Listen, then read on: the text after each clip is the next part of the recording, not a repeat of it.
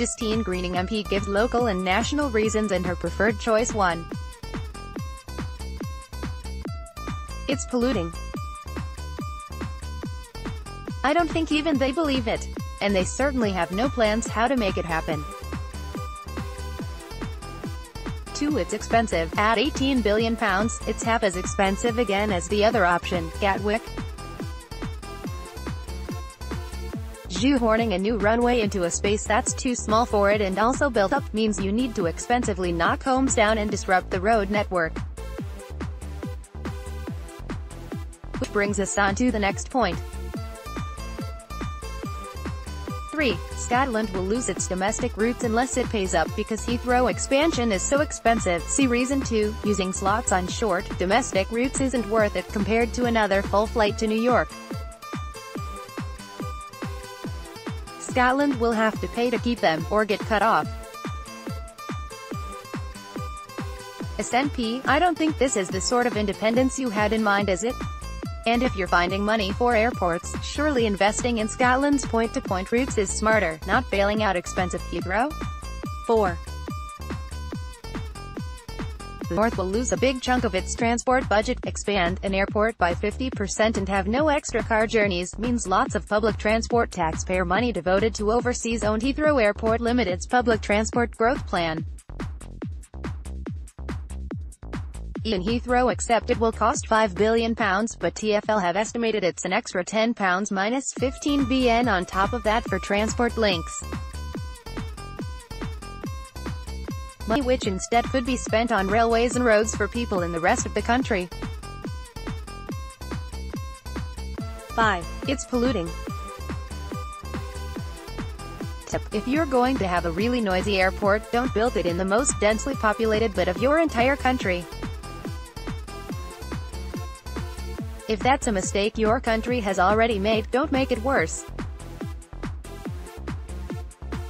There's no such thing as a quiet plane, and no aviation company will focus on designing one because Heathrow is the only airport of its size in such a populated residential area. Tech companies are rightly focused on more environmentally sustainable planes.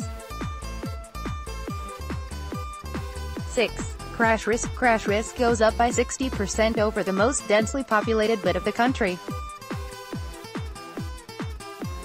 Allow hundreds of planes to fly over our city every day. Heathrow has a great safety record, but is it sensible in today's world to actively choose to allow lots more? And how can that make any sense, when there's a safer alternative, Gatwick, in a much less populated area? 7. It's financially risky. If things go wrong, it's the next Carillion. Heathrow Airport Limited already has significant debt and is borrowing even more to build a third runway. It's overbid with its third runway proposal. Someone has to pay for that. That could well come taxpayers' way.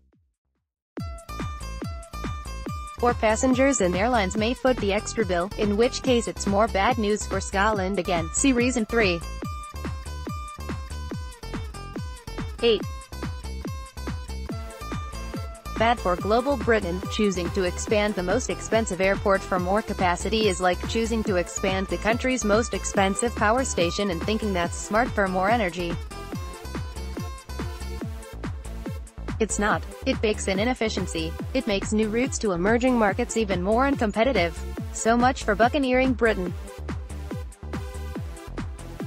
The alternative: we're an island without an airport strategy.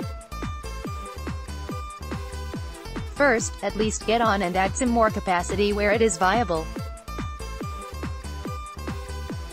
Gatwick causes less air pollution, is much cheaper, is less noisy to far fewer people, supports Scotland routes more than Heathrow, needs much less transport investment, has flights over far fewer people, and is less risky to build as the space has been set aside for it for years. But even that's not a long-term strategy. After that we need a smarter South East England and regional airports strategy reflecting that people want point-to-point flights. Who likes wasting time changing planes in a hub airport if you can fly direct?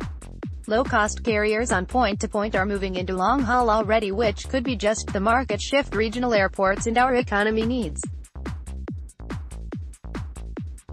We may be about to sign off on a hub airport strategy at the very moment the hub model is on the wane. Time to stop heading down the Heathrow cul-de-sac. Britain deserves better. Justine Greening MP, June 1, 2018.